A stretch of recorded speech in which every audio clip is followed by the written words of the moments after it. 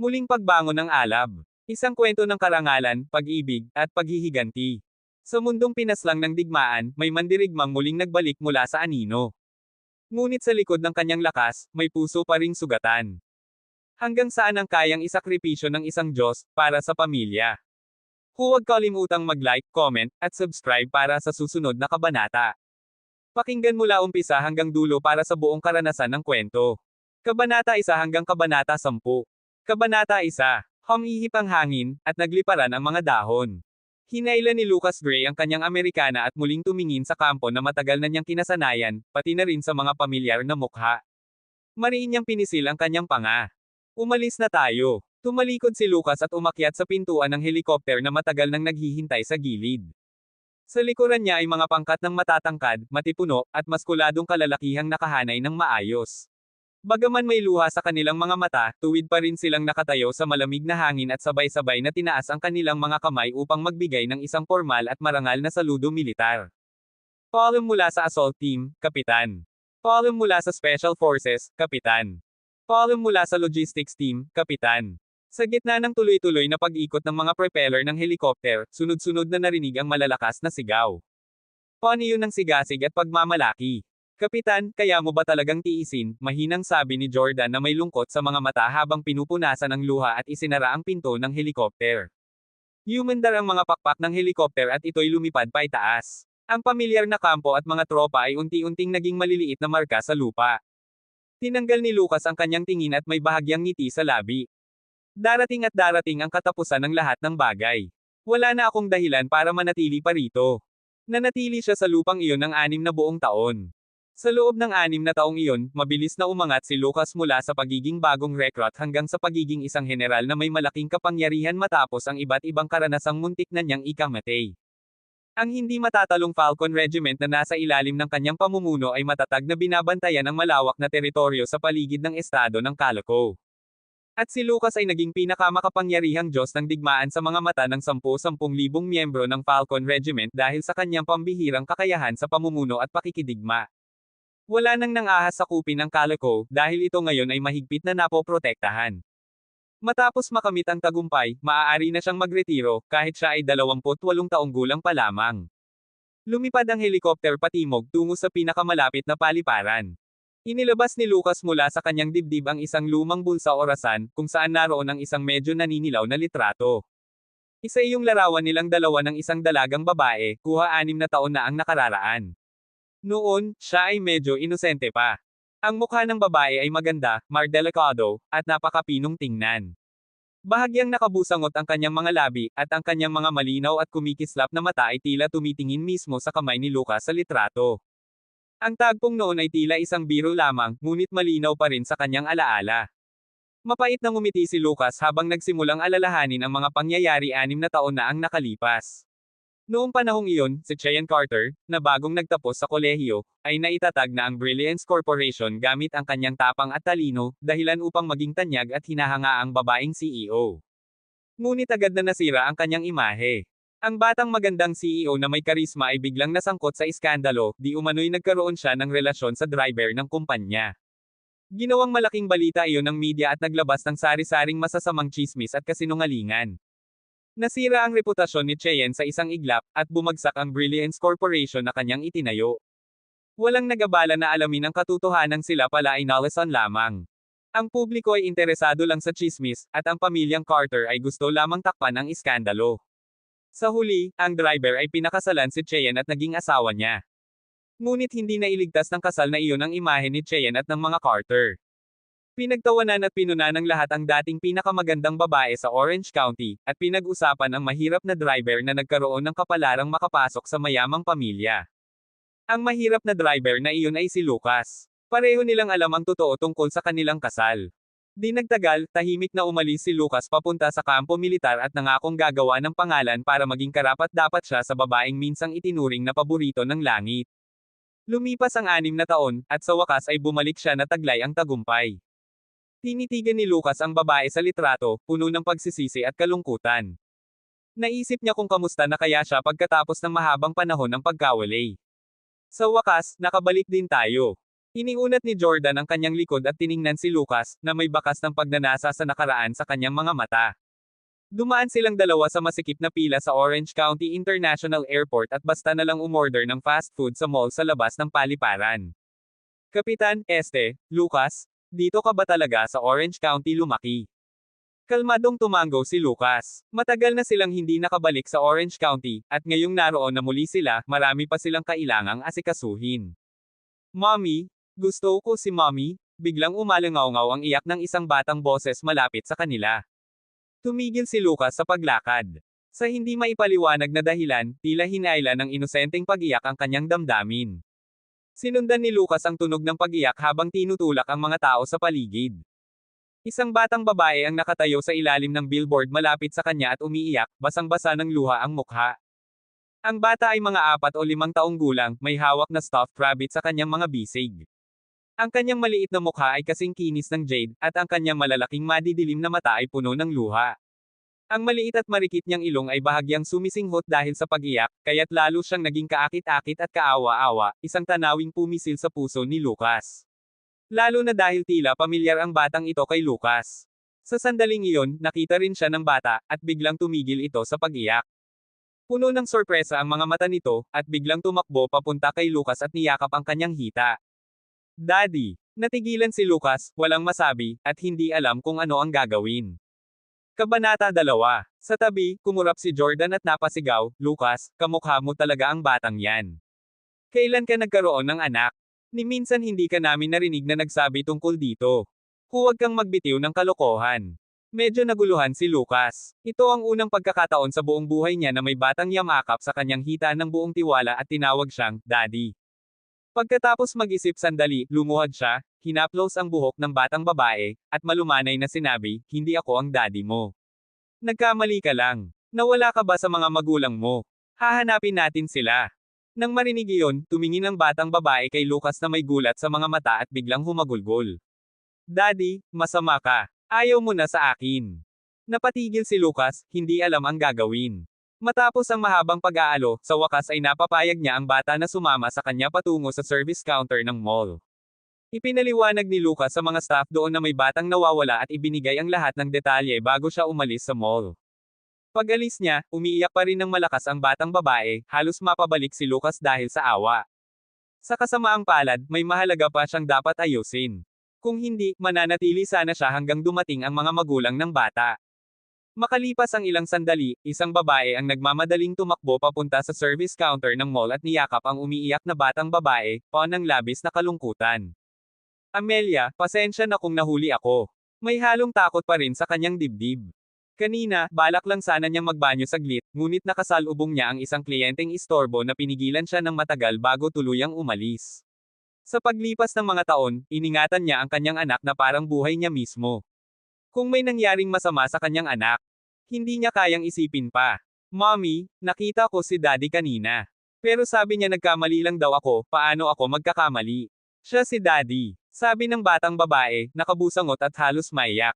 Ano? Biglang nanigas ang katawan ng babae.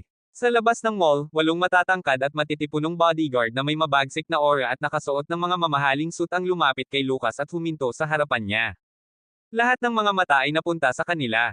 Hindi gumalaw si Lucas at tinaas lamang ang kanyang kilay.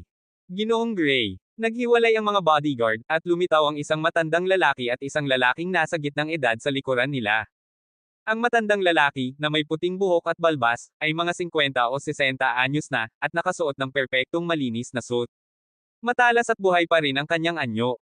Ang lalaking katabi niya ay nakasuot din ng mamahaling damit na disente at halatang mayaman. Lumapit ang matandang lalaki kay Lucas at itinoon ang kanyang mga matang puno ng karanasan sa kanya. Bigla siyang yumuko kay Lucas. Ako si Chad Kennedy, ang punong tagapamahala ng pamilyang Houghton. Narito ako upang dalhin ka pabalik sa Washington, D.C. Ang malamig na titig ni Lucas ay biglang naging matalim. Ang mga Houghton. Dadalhin ako pabalik sa D.C. Iyan na yata ang pinakamalaking biro sa lahat. Mapang-asim siyang ngumiti. Nakakagulat na naaalala pa pala ako ng mga marangal at tanyag na Houghton. Naalala ko, itinapon ninyo ako at ang aking ina palabas ng pamilya Houghton 20 taon na ang nakalilipas. Sinabi ninyo noon na hindi ako karapat-dapat maging Houghton at binalaan pa ninyo kami na huwag nang lalapit sa D.C., kung hindi ay parurusahan kami. Saan ninyo ako dadalhin pabalik sa DC? O baka naman patay na lahat ng Hoten? Ang tinig ni Lucas ay pa ng matinding galit at puot na kanyang kinimkim sa loob ng maraming taon. Hindi agad nakasagot si Kennedy. Bagaman mabigat at masakit pakinggan ang mga salita ni Lucas, alam niyang totoo ang mga iyon, nagkulang nga ang mga Hoten noon. Malalim siyang napabuntong hininga. Ano man ang nangyari noon, lumipas na ang maraming taon, at si matandang Ginoong Hoten ay matanda na. Gusto lamang niyang makasama ang kanyang mga anak at apo. Sa huli, nasa dugo mo pa rin ang pagkakaroon ng lahing Hoten. Ang apelyido ko ay Gray, hindi Hoten. Matatag na sagot ni Lucas. Kung yan lang ang dahilan ng pagpunta mo rito, pasensya na, pero wala akong panahon sa inyo. Tumalikod na si Lucas upang umalis, ngunit mabilis siyang pinigilan ni Kennedy. Ginoong Lucas, sandali lang. Kinuha niya ang isang maletang may pinlock mula sa lalaking nasa likuran niya at iniabot ito kay Lucas nang may paggalang gamit ang dalawang kamay. Narito ang lahat ng impormasyon at dokumento ng Stardust Corporation, na dating pagmamayari ng iyong ina. Ngayon, nararapat lang na ikaw ang magpatakbo nito. Ituring mo itong kabayaran mula sa mga Hoten. Kabayaran. Malamig na ngiti ni Lucas. Ang Stardust Corporation ay pag-aari ng nanay ko mula pa noong una. Sa pilitang inagaw ito ng mga Hoten sa kanya. Kahit hindi ninyo ito ibalik, babawiin ko rin ito sa sarili kong paraan. Inagaw ninyo ang ari-arian ng iba, at ngayon parang gusto ninyong magmukhang mabuti sa pagbabalik nito. Gusto pa ninyong magpasalamat ako. Kapal ng mukha ninyo. Pakinggan ninyo ako, huwag ninyo akong gawing tanga at huwag ninyo na akong uulitin pang bastyusan. Kung hindi, dudurugin ko ang pamilya ninyo. Tinulak ni Lucas ang mga bodyguard at umalis dala ang malita. Habang pinagmamasdan ng matatag na likod ni Lucas, umiling si Kennedy at napabuntong hininga. Mainitin pa rin ang ulo niya gaya ng dati. Bilang punong tagapamahala ng pamilyang Hoten, alam ni Chad Kennedy na lumabis nga noon ang mga Hoten. Gayunman, sa kasalukuyan, hindi favorable ang sitwasyon sa Washington DC, kaya't kailangan niyang humanap ng paraan upang maibalik ang magandang ugnayan ni Lucas at ng mga Hoten. Tinapik ni Kennedy sa balikat ang lalaking nasa tabi niya. Ethan Sawyer, isa ka na ngayon sa mga pinakamaimpluwensyang tao sa Orange County. Dapat mong ayusin ang usaping ito tungkol kay Ginoong Gray. Magalang na tumango ang lalaking nasa gitnang edad. Ang lahat ng tagumpay ko ngayon ay utang ko sa inyo at sa pamilyang Hoten.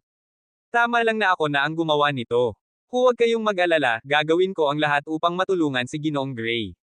Kung may mga taong nakakakilala sa lalaking ito at nakita kung gaano siya kababa ang loob at magalang kay Kennedy, siguradong mamamangha sila. Sapagkat siya ay si Ethan Sawyer, ang pinakamayamang tao sa Orange County at isang negosyanteng higanti na may mga negosyo sa iba't ibang estado. Kabanata 3. Nakaupo si Lucas sa likod ng sasakyan na may mabigat na ekspresyon sa mukha.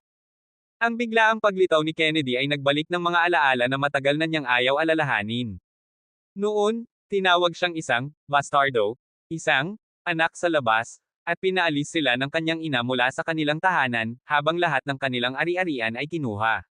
May mataas siyang lagnat noon, at habang karge siya ng kanyang ina, lumuhod ito sa harap ng pinto ng mga Hoten at nakiusap na tulungan sila, ngunit malamig na ang sagot.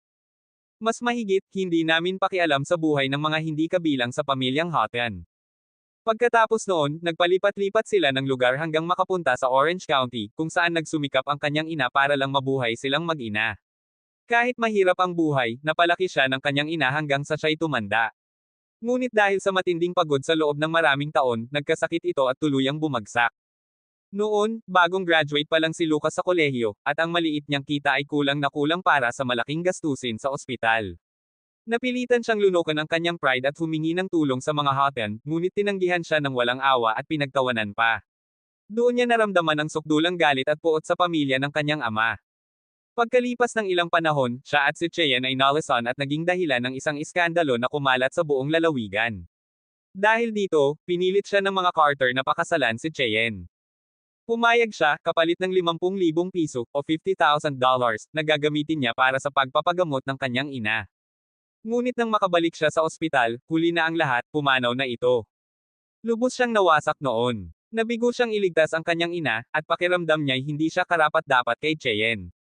Dagdag pa, madalas siyang hamakin ng pamilya Carter. Kaya umalis siya at sumali sa militar, bit-bit ang panata. Mas mahigit, babalik ako, malakas, at karapat-dapat kay Cheyenne. Ngayon, siya'y nagbalik. Mabilis na tumakbo ang kotse, at di nagtagal ay narating nila ang tahanan ng pamilya Carter. Nakatayo si Lucas sa labas ng bakod, may halong kaba at nostalgia. Matagal na siyang umalis nang hindi nagpapaalam, at ngayon, hindi niya alam kung ano ang iniisip ni Cheyenne tungkol sa kanya. Habang papalapit siya sa pinto para kumatok, narinig niya ang tawanan sa loob. Mas mahigit, Ginoong Miller, dahil seryoso ka kay Cheyenne, ayusin na lang natin agad ang petsa. Nabigla si Lucas. Kilala niya ang boses, iyon ay si Karen, ina ni Cheyenne. Mas mahigit, Mrs. Karen, huwag ka nang maging formal. Magkakapamilya na rin tayo. Tawagin mo na lang akong sa pangalan ko. Aba, oo nga. Ang bait at gwapo mo pa. Napakaswerte ni Cheyenne. Bilang mga magulang niya, kampante na kami. Pero, paano kung buhay pa yung dati niyang? Ang ibig mong sabihin, yung inutil. Huwag kang mag-alala. Ayon sa batas, pwedeng ideklarang patay ang isang taong nawawala ng 4 na taon. Mahigit 6 na taon na siyang nawala, kaya siguradong patay na siya. Kung gusto mo ng katiyakan, kukuha tayo ng sertipikasyon sa korte. Sa palagay ko, si Cheyenne ay mahusay sa lahat ng bagay, maliban na lang sa asawa niyang inutil. Hindi mo na kailangang tawaging bayaw yun. Mula ngayon, si Mr. Miller na ang bayaw mo. Nagdilim ang mukha ni Lucas. Hindi na niya kinaya. Pumunta siya sa pinto at malakas na kumatok. Mas mahigit talk. Sandali lang. Sino yan? Masayang binuksan ni Karen ang pinto, ngunit nang makita kung sino ang naroon, nanigas ang kanyang mukha. Mas mahigit, ikaw. Hindi ka patay. Puno ng pagkasuklam ang kanyang mukha. Kahit nag-iba na ang itsura ni Lucas sa paglipas ng mga taon, agad niya itong nakilala, sapagkat araw-araw niya itong sinusumpa sa isip. Mas mahigit, bumalik na ako, Karen, mahinahong sabi ni Lucas. Mas mahigit, may mukha ka pa talagang bumalik, ha? Walang kwentang tao. At huwag mo akong tawaging Karen. Mrs. Carter, narinig mo. Hindi ka tinuruan ng nanay mong patay ng asal. Biglang sumiklab ang galit sa puso ni Lucas. Ang banggit sa kanyang ina ay parang apoy na kumakain sa kanyang kaluluwa. Pinipigilan niya ang sarili, dahil ang babaeng kaharap niya ay ina ni Cheyenne. Mas mahigit, papaluan mo ako. Aba, malas ka talaga. Sa lahat ng oras, ngayon ka pa bumalik. Gusto mo sigurong sirain ang buhay namin. Anong kaguluhan yan? Lumabas si Mr. Carter, ama ni Cheyenne. Nang makita si Lucas, lumaki ang mga mata niya sa galit at agad na sinugod ito para suntukin. Mas mahigit, walang hiya ka. May gana ka pang bumalik. Bakit hindi ka na lang namatay doon, ha? Ngunit bago tumama ang kamao nito, isang kamay na parang bakal ang humawak dito. Mas mahigit, matanda, gusto mo yatang mamatay. Paano mo nagawang saktan si Lucas? Si Jordan iyon, ang matagal ng tauhan at kaibigan ni Lucas.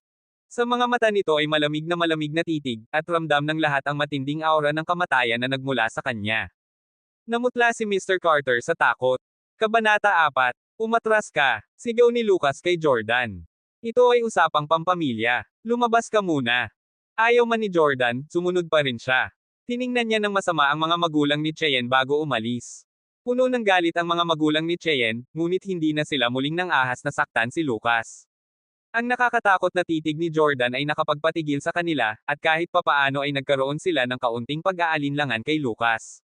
Ngunit nang makita nila ang suot niyang mumurahing damit at ang payapang ekspresyon na gaya pa rin ng dati, nawala agad ang kanilang pag-aalala. Sobra lang siguro ang iniisip ko.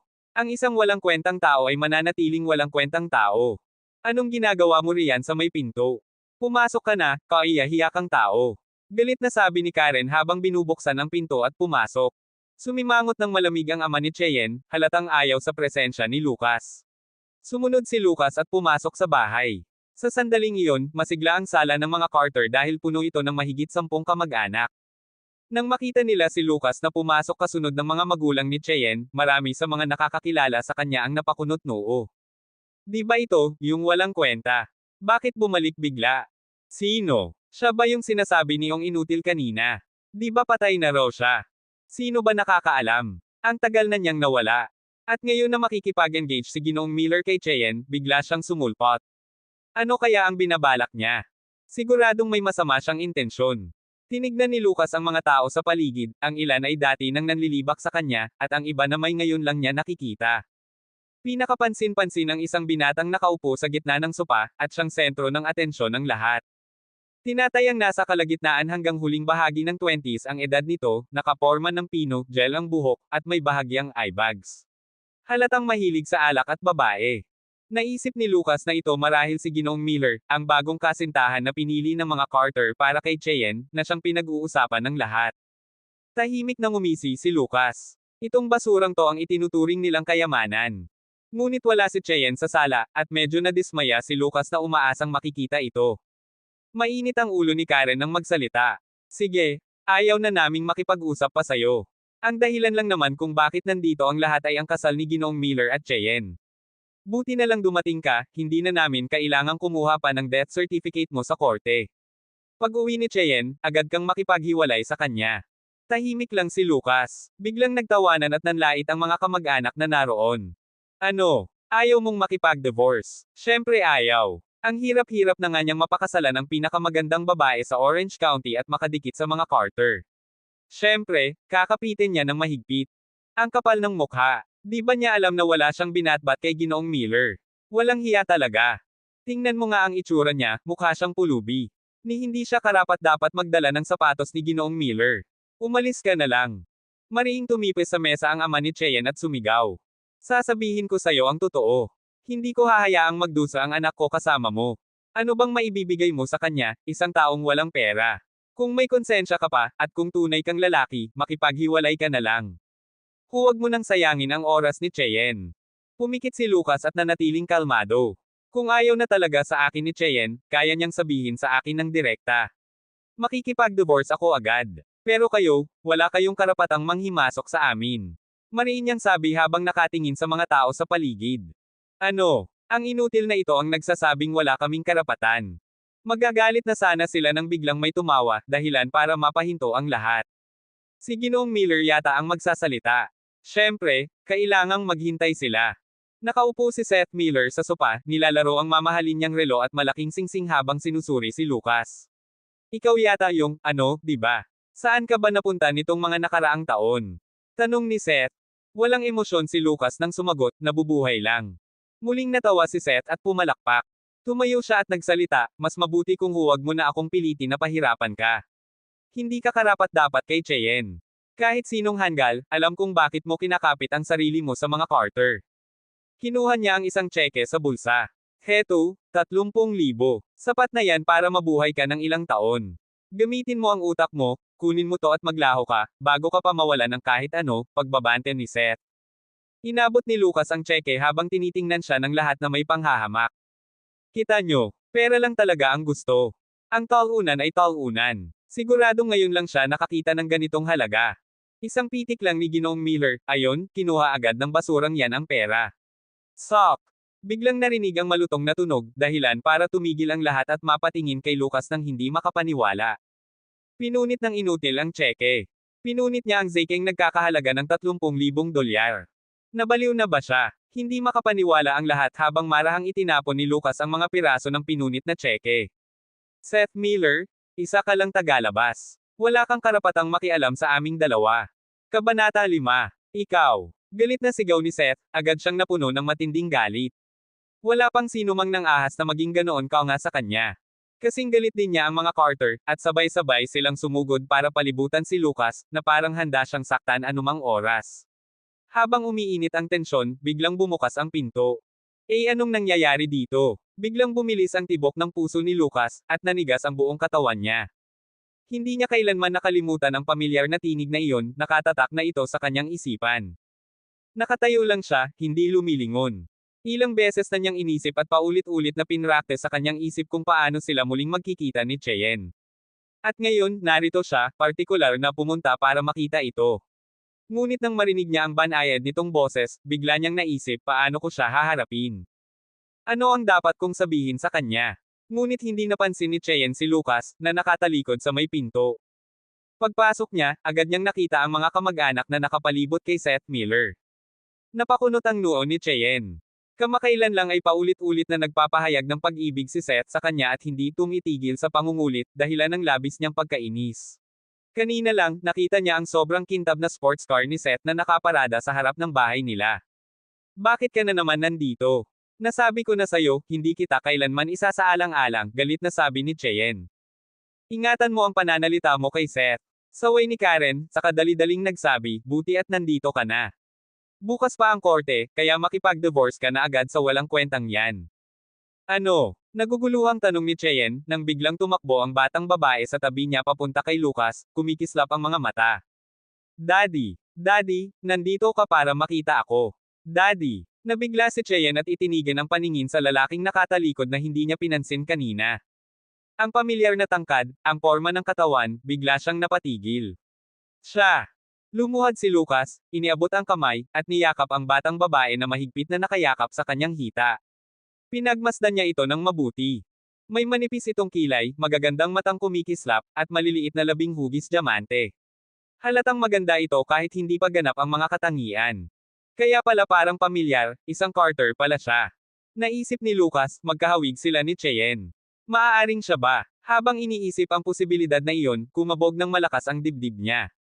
Habang yakap ang bata, biglang naramdaman ni Lucas ang matinding lamang at koneksyon dito. Huminga siya ng malalim, sa katuluyang humarap sa taong matagal na niyang inaalala sa bawat gabi. Si Cheyenne ay nakasuot ng kulay abong business suit, ang mahabang buhok ay nakalugay sa balikat, at baka sa mukha ang pagkagulat at pagtataka. Ang maganda niyang mga mata ay nakatitig sa lalaki sa kanyang harapan. Hindi na siya ang sariwang graduate 6 na taon na ang nakalipas. Bagaman pareho pa rin ang itsura, mas tumalim at tumibay na ang mga linya ng kanyang mukha. Mas mukhang matatag at mapagkakatiwalaan. Mabilis na nagbago ang ekspresyon ni Cheyenne, mula sa gulat tungo sa panlabas na kapanatagan. Ngunit sa ilalim nito, may nag-aalab na galit. Napansin ang pagangat-baba ng kanyang dibdib, at ang mga kuko niyang halos bumaon sa palad. Cheyenne? Ako. Bakit ka bumalik? Putol ni Cheyenne, may panginginig ang tinig. Pagkatapos ng lahat ng ginawa mo, umalis ka na lang na parang wala lang. Akala namin patay ka na. Ngayon, bakit ka pa bumalik?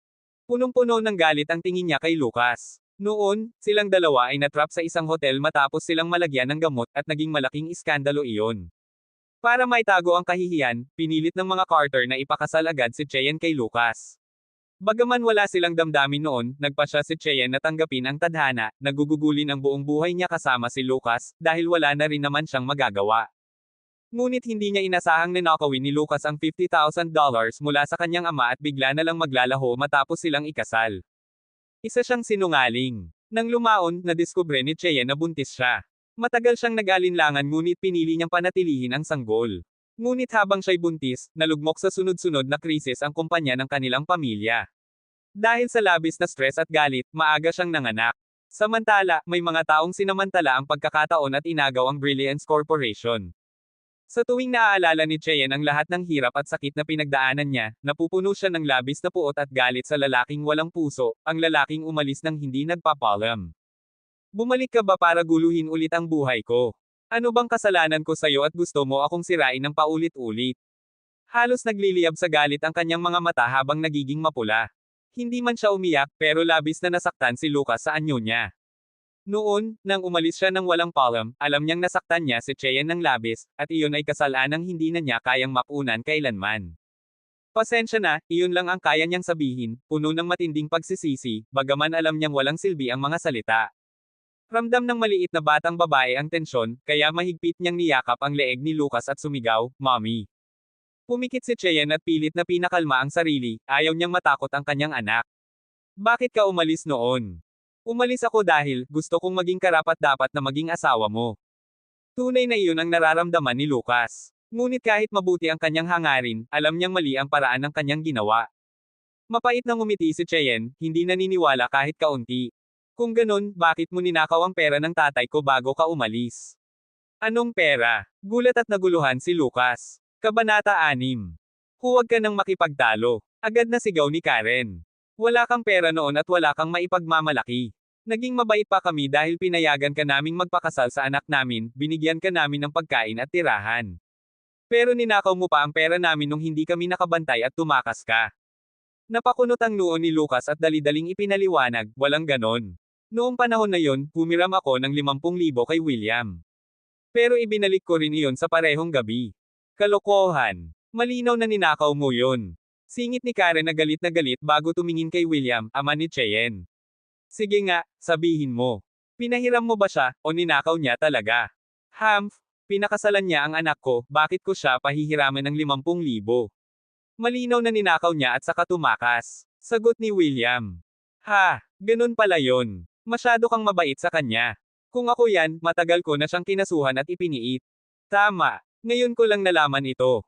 Walang kwenta ang taong yan. Ninakaw na nga ng 50,000 pero may kapal pa ng mukha na bumalik. Diyos ko, sobrang kakapal. Bilisan nyo, makipaghiwalay na. Kung tatanggi pa siya, I'd mande natin. Nagulat at nag-ingay ang mga kamag-anak ng pamilya Carter. Napangisi si Lucas sa loob-loob niya. Ginagawa talaga nila ang lahat para suruan ako. Gusto nila akong palabasang magnanakaw para mapalayas ako. Humph, kung talaga akong nagnakaw ng ganyan kalaking halaga, bakit hindi kayo nagsumbong sa pulis pagkatapos kong umalis? Tinitigan ni Lucas ng diretso ang mga magulang ni Cheyenne. Dahil sa mga taon niyang pananatili sa kampo militar, nakasanayan na niyang magkaroon ng nakakatakot at makapangyarihang presensya na nakapagpayanig sa dalawa, hindi sila makatingin ng diretso at ibinaba ang mga mata nila. Ayaw lang naming ilabas ang kahihiyan ng pamilya. Tinulungan pa naming itago ang kasiraan mo, tapos kami pa ang sisisihin mo.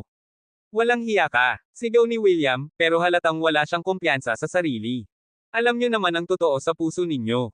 Hindi na nagsalita pa si Lucas. Subukan nila akong takutin gamit sa kwentong imbento. Imposible. Tinitigan ni Cheyenne ang mga magulang niya. Sa loob ng maraming taon, naniwala siya sa sinasabi ng mga ito na tumakas si Lucas matapos nakawin ang pera ng ama niya. Pero ngayon, unti-unti siyang nagduda. Posible kayang, hindi talaga siya tumakas noon. Sa madaling sabi, umalis ka na. Sigaw ni Karen sabay tulak ng malakas kay Lucas. Nayugyug si Lucas sa lakas ng tulak, habang ang batang babae sa kanyang bisig ay natakot at napaiyak dahil sa matalim na tingin at sigaw ni Karen. Yamakap ang bata sa leeg ni Lucas at humagulgol. Ayoko. Gusto ko si Daddy. Huwag niyo siyang paalisin. Ha, paano naging tatay mo yang walang kwentang yan? Bakit ka umiiyak? Sige, umiyak ka pa at ikukulong kita sa silong. Sigaw ni Karen. Nang inig sa takot ang bata at humikbi-hikbi na lang, hindi na ng ahas, umiyak pa, at puno ng takot ang mga mata. Sa reaksyon niyang iyon, malinaw na minsan na siyang ikinulong sa silong. Namutla si Lucas sa galit, at ang titig niya sa lahat ay malamig na parang nagyayelong hangin. Bago pa siya tuluyang mawalan ng kontrol sa galit, kinuha ni Cheyenne ang bata mula sa mga bisig niya. Hinalikan ni Cheyenne ang natatakot na mukha ng anak. Halos maiyak siya sa sakit ng loob. Mama, noong huli mong ikinulong si Amelia sa silong, nagkasakit siya at nilanat ng ilang araw. Bakit tinatakot mo na naman siya? Bata pa siya, at ikaw pa naman ang tunay niyang lola. Wala ka bang awa sa kanya? Kasi naiinis lang ako. Hindi ko naman talaga ikukulong. Nakakainis lang kasi, bata pa lang, kampi na agad sa tatay niya, mahina ang sagot ni Karen. Nanlambot ang boses niya sa huli, pero malinaw na narinig ni Lucas ang mahalagang salita. Mabilis ang tibok ng puso niya at parang nabara ang lalamunan. Para makasiguro, tinanong niya si Cheyenne, siya, si Amelia, anak natin. Mahigpit na kinagat ni Cheyenne ang labi niya. Gusto niyang umiling at itanggi, pero nang makita niya ang mga mata ng anak niyang puno ng pag-asa, hindi niya kayang magsinungaling. Matagal nang hinahanap ni Amelia ang ama niya, at si Lucas nga iyon. Kaya tumanggo siya, bagaman magkahalong emosyon ang nasa mukha. Nang tuluyang makumpirma ni Lucas ang hinala niya, hindi niya mapigilan ang sobrang emosyon. Hindi niya akalaing ang batang yamakap at tumawag sa kanyang, Daddy, sa paliparan ay ang sarili niyang anak. Talagang kamangha-mangha ang kapangyarihan ng dugo. Tinitigan ni Lucas sina Cheyenne at Amelia ng may lamang at bahagyang pagsisisi. Ang laki ng pagkakautang ko sa inyo. Pinigilan niya ang sarili na yakapin silang mag-ina at seryosong sinabi, huwag kang mag-alala. Mula ngayon, hindi ko na kayo bibiguin ulit. Sa tabi nila, pumalatak si Karen. Puro salita ka lang. Wala kang pera at wala kang maibibigay. May gana ka pang bumalik at umasa sa amin. Mangarap ka. Tinulak pa niya si Cheyenne sa braso at nagsalita na parang nag-uutos. Sinasabi ko sa'yo, mag-divorce ka na dyan sa walang kwentang yan. Si Seth ay handa nang magpakasal sa'yo. Pipili tayo ng magandang petsa sa mga susunod na araw. Naintindihan mo? Nanglilisik sa galit ang mga mata ni Lucas, at tila bumaba ang temperatura sa buong paligid. Kabanata 7. Ang mapangahas na asal ni Karen ay labis na ikinainis ni Cheyenne. Ma, ilang beses ko nang sinabi sa inyo na hindi ko papakasalan si Ginoong Miller. Tumingin siya kay Seth, Ginoong Miller, galing ka sa mayamang pamilya, at maraming babaeng humahanga sa'yo. May asawa na ako, at hindi ako karapat-dapat sa'yo, kaya huwag mo nang sayangin ang oras mo sa akin. Galit na galit si Karen kaya pinisil-pisil niya si Cheyenne at sinigawan, bakit ka ganyan katanga? Si Seth ay napakabuting lalaki. Swerte mong gusto ka niya. Pagkatapos ay tumingin siya kay Seth para humingi ng paumanhin. Seth, nasobrahan namin sa pagpalaki si Cheyenne. Minsan matigas ang ulo niya, kaya huwag mo na lang intindihin. Huwag kang mag-alala, ako ang nasusunod sa pamilyang ito. Bahagyang ngumiti si Seth at nagkunwaring kalmado. Ayos lang, Karen. Naniniwala akong darating ang araw na maniniwala rin si Cheyenne sa sinseridad ko. Ngunit sa loob-loob niya ay nagngingit-ngit siya. Ako si Seth Miller, at kailanman ay hindi pa ako binasted ng babae. Isa lang siyang may asawang babae. Bakit siya nagmamalinis? Kapag nakuha ko na siya, ipaparamdam ko sa kanya kung paano sumunod sa akin. Hindi man lang niya tiningnan si Lucas. Para sa kanya, si Lucas ay isang walang kwentang lalaki, pangalang asawa lang ni Cheyenne at walang halaga. Nasingkit ang mga mata ni Lucas. Nililigawan niya ang asawa ko sa harap ko. Sobrang kapal. Ang bait talaga ni Ginoong Miller, napaka-gentleman. Siyempre naman, ang JW Corporation ng mga Miller ay isa sa pinakamalalaking negosyo sa lalawigan. At galing pa sa ibang bansa si Ginoong Miller, may pinag-aralan at mabuting asal. Sino ba dito ang maihahambing sa kanya? Haha, simula ngayon, magiging bahagi na ng pamilya natin si Ginoong Miller. Dapat matuto tayo sa kanya. Sunod-sunod ang papuri ng mga kamag-anak ng mga Carter kay Seth, na para bang kasal na agad sila ni Cheyenne. Napakunot ang noo ni Cheyenne at lalo siyang nainis at nadismaya nang makita niyang parang walang pakialam si Lucas, nakatayo lang sa gilid. Ngunit hindi niya alam na ayaw lang ni Lucas makipagtalo sa harap ng pamilya niya upang hindi siya mailagay sa mahirap na sitwasyon. Sige na, maghanda na para sa hapunan. Nang makita ni Karen na oras na, inutusan niya ang mga katulong na ilabas ang mga pagkain at inayos ang upuan ng lahat. Pero sinadya niyang hindi isama si Lucas, na parang wala itong halaga. Nagkatawanan ng lahat, sabik na makita kung paano mapapahiya si Lucas. Daddy, dito ka umupo. Masayang sigaw ni Amelia, ang tinig niya ay parang musika at ang ngiti ay napakatamis. Inilaan pa niya ang upuan sa tabi niya para kay Lucas. Napawi ang bigat sa dibdib ni Lucas. Ang lamang at tiwala ng anak niya ay nakapagpalis ng lahat ng inis niya. Anong ginagawa mo? Ang upuan yan ay para sa tita mo.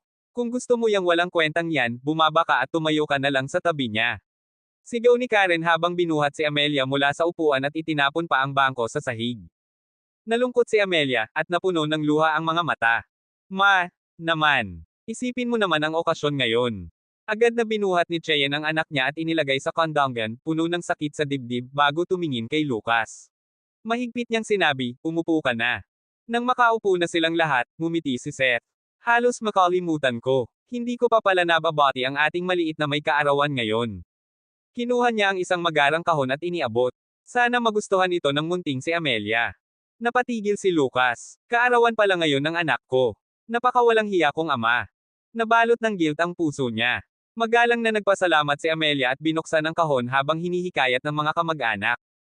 Isang kulay rosas ube na batong palawit ang kumikislap sa ilalim ng ilaw, nakabibighani sa ganda. Wow! Ang ganda! Hindi napigilan ng mga babae ang mapahanga. Lahat ng babae ay mahilig sa alahas, lalo na sa ganitong kaakit-akit na bato. Mayabang nang ngumiti si Seth. Nakuha ko ang batong ito sa pagkakataon lamang. Ang pink na natural na bato sa gitna ay napakabihira. Nang malaman kong malapit na ang kaarawan ni Amelia, ipinagawa ko ito sa pinakasikat na jewelry designer sa Italy. Pink diamond. Hindi pa ako nakakita niyan. Ang ganda. Aba, Diyos ko. Ang laki ng natural pink diamond na yan. Siguradong napakamahal niyan. Siyempre naman. Ang mga regalo ni Ginoong Miller ay hindi mura. Baka nasa $15,000 yan. Natuwa si Seth sa mga papuri, pero nagkunwaring mapagpakumbaba. Hindi naman, mga $150,000 lang ang halaga. Ano? $150,000. Sabay-sabay silang napasinghap. Lubos silang nagulat. Regalo lang sa bata pero ganun kamahal. Napakagalante talaga ni Ginoong Miller. Ang swerte ni Amelia. Magkakaroon siya ng mabait na ama na magmamahal sa kanya. Napuno ng inis ang mga mata ni Cheyenne. Hay nako, ayan na naman sila. Ang hilig nilang mag-imbento ng sariling istorya. Kailan ko bang sinabing pakakasalan ko si Seth? Ang mahal ng regalo ni Ginoong Miller. Ikaw? Biglang tanong ng nakababatang kapatid ni Cheyenne na si Charlotte, nakataas ang kilay. Hindi ka naman siguro dumating dito na walang dala, di ba? Sabay-sabay na tumingin ang lahat kay Lucas. Halatang hindi sila umaasa ng maganda, sa halip, sabik silang mapahiya siya. Ano bang maibibigay ng isang walang kwentang katulad niya? Kahit kailan, hindi niya kayang tumbasan ang pink diamond na regalo ni Seth. Kabanata 8. Katatapos lang malaman ni Lucas na si Amelia ay anak niya, kaya paano siya makakapaghanda ng regalo ng maaga. Gayunman, hindi siya nataranta. Sa halip, inalis niya ang isang bead bracelet mula sa kanyang pulsuhan at iniabot iyon kay Amelia. Maligayang kaarawan, Amelia. Nais ni Daddy na lumaki kang ligtas at masaya.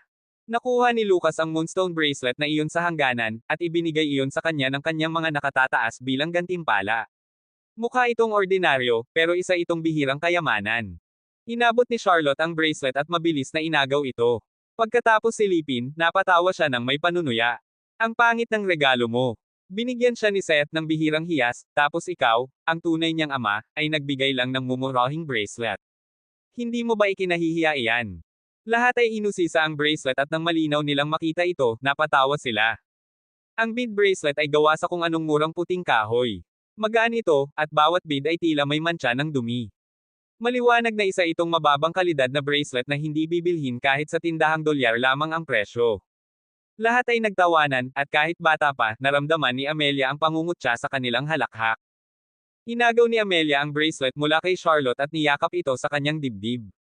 Galit siyang sumigaw, gusto ko ito. Gusto ko ang anumang ibigay ni Daddy. Uminit ang puso ni Lucas, at marahan niyang hinaplos ang ulo ng bata. Pagkatapos ay isinuot niya ang bracelet sa maliit at malambot na pulsuhan nito. Habang nilalaro ang mga pinong, mapuputi, at magagaan na bead sa kanyang pulsuhan, masayang itinaas ni Amelia ang kanyang braso at ipinakita iyon kay Cheyenne. Mommy, maganda diba? Ginagawa mong kayamanan ang mumurahing kahoy. Mariing sabi ni Karen habang nakangiwi. Kinuha niya ang makinang na pink na pendant na ibinigay ni Seth, isinabot iyon sa leeg ni Amelia, at saka nagreklamo, Amelia, bata ka pa kaya wala ka pang alam. Pero sinasabi ko sa'yo, itong pendant ang maganda. Biglang iniabot ni Lucas ang kamay upang pigilan si Karen at mabilis na inagaw ang pendant bago siya umatras palayo kay Amelia. Anong ginagawa mo? Nangho-hold up ka ba? Agad na sigaw ni Karen sa mataas na tinig habang galit na nakatitig kay Lucas. Tahimik na ngumisi si Lucas at hinigpitin ang hawak, dinurog ang maganda at mamahaling pendant sa kanyang palad. Ah, anong ginagawa mo? Sigaw ni Karen, halos himatayan sa galit. Isa iyong mamahaling hiyas na nagkakahalaga ng higit sa 150,000 dolyar. Anong ginawa ng walang hiyang iyon? Napamulagat ang mahigit 10 tao sa paligid, nalaglag ang kanilang mga tasa at chopstick sa mesa at sa sahig. Isang mamahaling pendant na nagkakahalaga ng higit sa 150,000 dolyar ang dinurog lamang. Ang inutil na ito ay talagang walang takot. Namula ang mukha ni Seth sa galit. Isa na ngang malaking kawalan na nasira ang pendant, ngunit ang ginawa ni Lucas ay isang malaking insulto sa kanya. Galit na galit siyang nagtanong, anong ibig mong sabihin sa ginawa mo? Hindi maganda ang regalo mo. Hindi ito pwedeng isuot ni Amelia, malamig na sagot ni Lucas. Ikaw. Biglang tumayo si Seth at galit na sumigaw, isa kang walang-walang pera. Ano bang alam mo? Nakakita ka na ba ng magagandang bagay? Puno ng paghamak ang kanyang mga mata. Hindi pa ako nakakakita ng maraming magagandang bagay, pero marunong akong tumukoy ng peke, kalmadong sagot ni Lucas na may biglang pagbabago ng ekspresyon. Alam naman nating lahat kung gaano kabihira at kamahal ang natural na pink diamond. Ang presyo ng natural pink diamond sa mga auction ay mula 1.5 hanggang 4 na milyon dolyar bawat carat, depende sa kulay. Ang karaniwang presyo ng medium grade na purplish pink diamond tulad ng ibinigay mo ay nasa 2.5 milyon kada carat. Ang laki ng pink diamond na ibinigay mo ay hindi bababa sa 2 carat, ibig sabihin kailangan mong gumastos ng hindi bababa sa 5 milyong dolyar para mabili iyon, pero ginastos mo lang ay 150,000. Nang marinig ni Seth ang salitang peke, at ang mga numerong binanggit ni Lucas, agad na nanlumo ang kanyang mukha.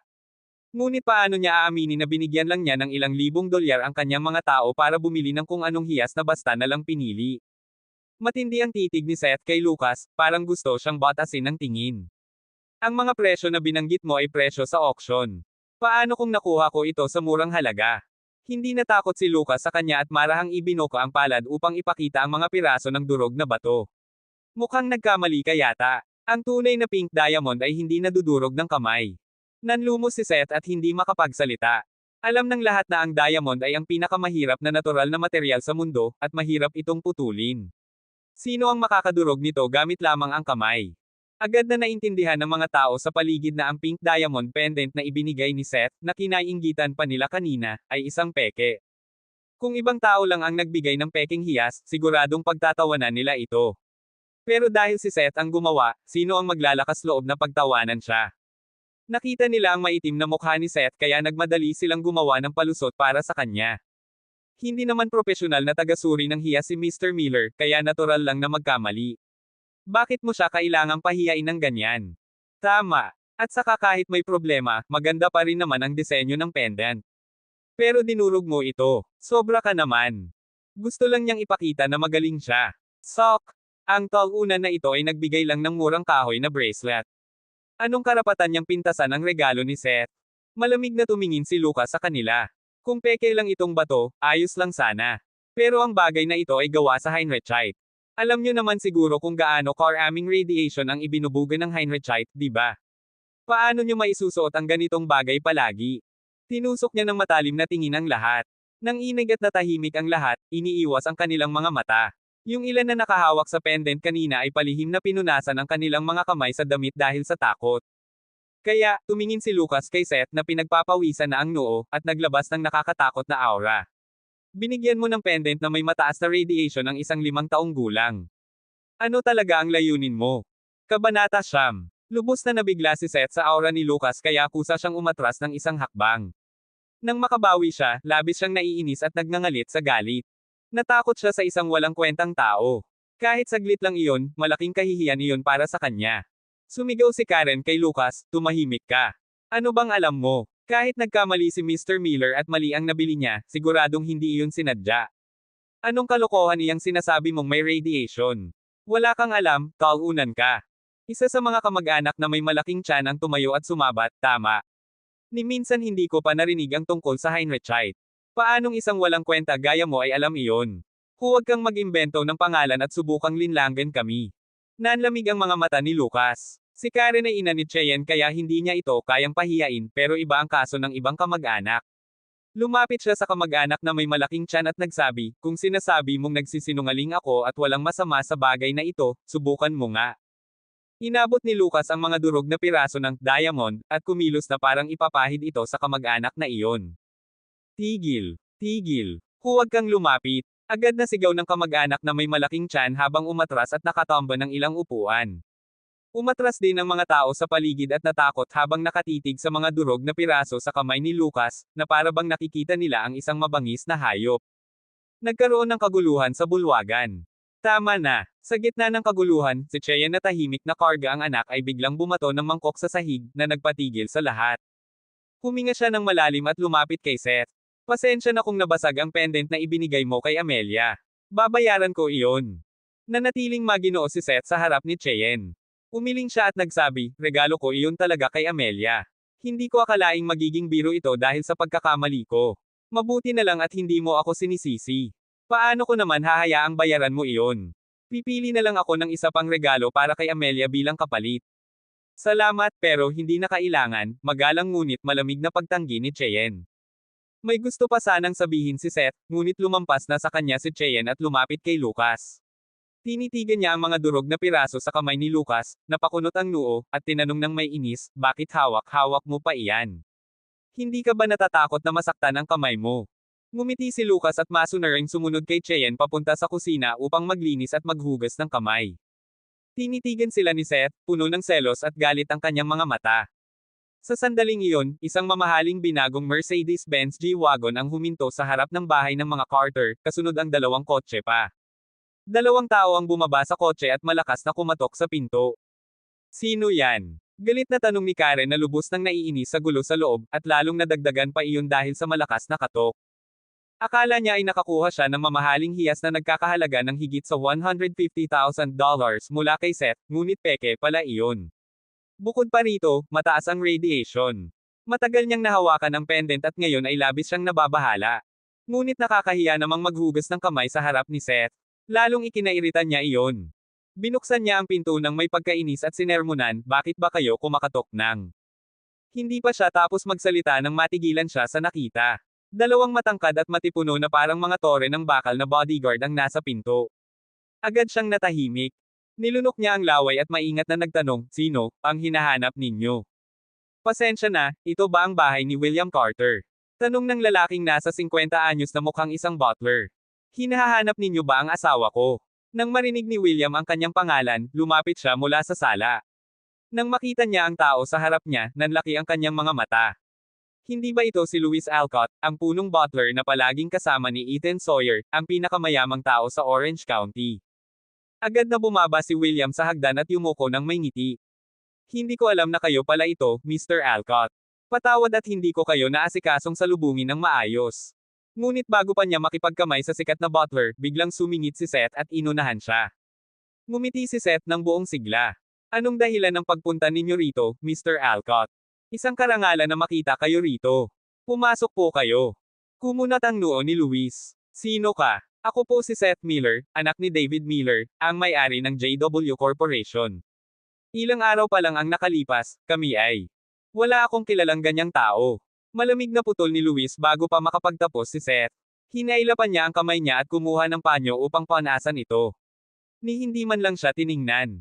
Ang kumpanyang JW Corporation ay walang sinabi kumpara sa Sawyer Corporation. Namula at namutla ang mukha ni Seth. Akala niya ay makakakilala siya ng isang malaking personalidad pero sa halip, napahiya siya. Sobrang nakakahiya lalo na't sa harap pa ng mga Carter na sinusubukan pa naman niyang paibigan. Hindi na nagsalita si William at tiningnan na lamang si Luis ng may kaba, iniisip kung bakit naroon ang malaking taong ito upang siya ay hanapin. Ikaw ba si William Carter? Agad na tumango ng mariin si William. Tumango si Luis at hindi agad nagsalita. Pagkatapos ay kinuha niya mula sa bulsa ang isang makapal na listahan ng mga regalo at iniabot ito. Kumikinang ang mga mata ni Karen at agad niya itong inagaw upang tingnan. Moon Palace Real Estate's Luxurious Lakeside Villa. Limited Edition Lamborghini Supercar. 90% shares ng Venus Apparel. 90% shares ng Spring Cloud Hotel. Isang sangay ng Glorious Splendor Goldsmith. Siyam na tindahan sa Golden Wing International Commercial Building. Habang binabasa ni Karen ang mga nakasulat, lalo siyang hingal at sabik na binigkas ang bawat isa. Sa huli, napasigaw siya, may kasama pang dowry na $1,000,000.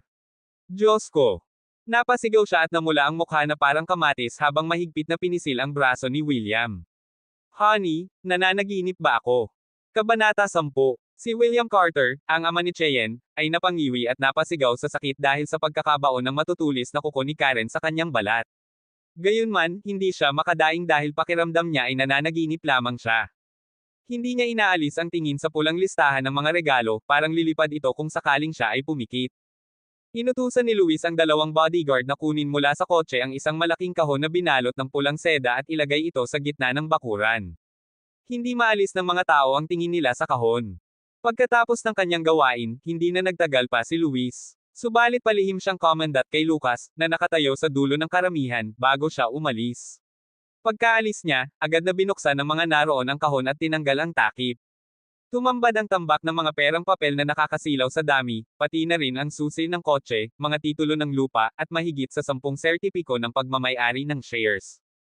Oh Diyos ko! Ang laman ng kahon na ito ay siguradong nagkakahalaga ng ilang milyong dolyar, di ba? Tanga ka ba? May 1,000,000 na nga sa cash, at ang luxurious lakeside villa ng Moon Palace Real Estate ay nagkakahalaga ng ilang milyon. Tingnan mo pa yung sports car sa may pintuan. Aabutin yun ng ilang milyon din. Ang dami pang shares ng Goldsmith Store at siyam na tindahan sa Golden Wing. Diyos ko, hindi ko na kayang bilangin. Ang kahon na ito ay siguradong nagkakahalaga ng hindi bababa sa 10 milyon. Umalangaw-ngaw ang mga tunog ng paghanga at paglunok ng laway. Lahat yan akin. Huwag gagalawin. Sigaw ni Karen habang may isang taong tila gustong kumuha ng laman ng kahon. Nilundagan niya ito at tinitigan ng masama ang bawat isa. Sa sandaling iyon, doon lamang natauhan ang ilang kamag-anak at napagtanto na ang mga bagay sa kahon ay hindi kanila. Agad silang napatingin kina William at Karen na may mga matang naiinggit at panang kasabikan. Uncle William, napakaswerte ng anak mo. Narinig ko na mga alay daw ito para sa kasal. Nagustuhan ba talaga ng mga Sawyer si Charlotte? Iyon ang pamilya Sawyer, ang pinakamayamang pamilya sa Orange County. Ang galante nila. Si Charlotte ay talagang naka-jackpot ngayon. Bakit hindi ako nagkaroon ng ganong katalinong anak? Charlotte, kapag nakasal ka na sa pamilyang Sawyer, huwag mong kalimutang tulungan si Uncle, ha? Namula ng todo si Charlotte dahil sa hiya at kasabikan. Siyempre, sinong babae ba ang hindi nangangarap na makapag-asawa ng mayamang lalaki? Bagaman hindi niya alam kung kailan siya nagustuhan ng tagapagmana ng Sawyer, ang katotohanang nagpadala sila ng ganitong kalaking regalo ay patunay na gusto talaga siya nito. Nagliliwanag ang mukha ni Charlotte sa kilig at tuwa. Nang makita ni Cheyenne ang pagkapahiya at kasiyahan ng kanyang kapatid, nakaramdam siya ng halong inggit at kaligayahan. Ngunit sa kaibuturan niya, may bahid din ng pait at lungkot, at ito ay nakasakit sa puso ni Lucas.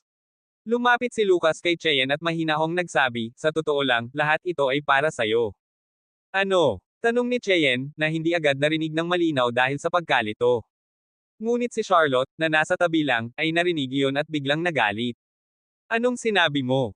Kinuha ni Charlotte ang susi ng sports car at isang makapal na bungkos ng mga titulo, halos ihagis iyon sa mukha ni Lucas. Tingnan mo, bagong kilala pa lang ako ng tagapagmana ng Sawyer, pero nagpadala na siya ng ganitong car aming regalo. Ikaw naman. Ilang taon nang kasal sa'yo ang ate ko, pero may naibigay ka na ba kahit ano sa kanya? Ni mga alay sa kasal, pati ang gasto sa handaan at mga imbitasyon noon, pamilya namin ang nagbayad. Kung may kaunting hiya ka pa, makipaghiwalay ka na sa ate ko. Bahagyang nagalit si Lucas. Ang lahat ng hawak ni Charlotte ay orihinal na inihanda niya para kay Cheyenne. Ngunit ngayon, si Charlotte pa ang kumuha at siya pa ang nilate nito, habang lalong sinasaktan si Cheyenne sa mga salita. Gusto sana niyang magsalita ng may sarkasmo, pero agad siyang pinigilan ni Cheyenne. Tama na. Kaarawan ngayon ni Amelia at masayang araw din para kay Charlotte. Ituloy na lang natin ang pagkain. Naayos na ang mga nabasag na plato at nabaligtad na upuan sa sala. Inutusan ni William ang mga katulong na magbukas ng ilang bote ng alak dahil nais niyang ipagdiwang ang masayang okasyong ito kasama ang mga kamag-anak. Ngunit si Seth ay hindi na nagtagal. Napahiya siya nang malaman na peke ang kanyang Reg Along hiyas, at lalo pa siyang nahiya sa mga bonggang alay na dinala ni Louis Alcott at ng mga Sawyer. Dahil dito, umalis siya ng masama ang loob sakay ng kanyang mamahaling sports car. Nagpatuloy ang lahat sa pagpapalitan ng papuri, pagkain, at pag-inom hanggang sa hapon. Pagkaalis ng lahat, pinatawag ng mga magulang ni Cheyenne sina Lucas at Cheyenne sa sala. Alam ni Lucas na magsisimula na ang totoong usapan. Humitit ng sigarilyo si William at seryosong nagsabi, hindi ko na paliligoy-ligoyin pa. Noong nagpakasal kayo, napilitan lang kayong gawin iyon dahil sa nangyari noon. Wala naman talagang pagmamahalan sa pagitan ninyong dalawa. Ilang taon ka ring nawala, at si Cheyenne naman ay naiwan para alagaan si Amelia, na kami pa ang sumusuporta. Sa kanilang dalawa, parang wala kang halaga. Pero kung nandito ka, isa ka ring dagdag na pasanin sa amin. Masakit ang mga salitang iyon, ngunit wala nang masabi si Lucas. Sa mga nakaraang taon na lumaban siya sa estado ng Calico, marami siyang nakamit na tagumpay, ngunit bilang ama at asawa kay Amelia at Cheyenne, malinaw sa kanyang nagkulang siya. Wala akong may dahilan sa mga nangyari noon. Pero nangangako ako na mula ngayon, aalagaan ko sila ng mabuti bilang asawa at ama. Hindi ko na sila hahayaang magdusa. Ang kapal naman ng mukha mong magsalita tungkol sa hinaharap. Sabat ni Karen habang napapailing. Ano bang kaya mong gawin ngayon? Paano mo susuportahan ang anak ko at apo ko? Sa hinaharap daw. Ang ibig mo bang sabihin ay patuloy kang makikisakay sa amin? Sa totoo lang, ikaw ay pabigat lang sa pamilya namin. Isa kang linte na sumisipsip sa amin. Hindi ka namin kayang tustusan, kaya makipaghiwalay ka na kay Cheyenne at lumayas ka sa bahay na ito.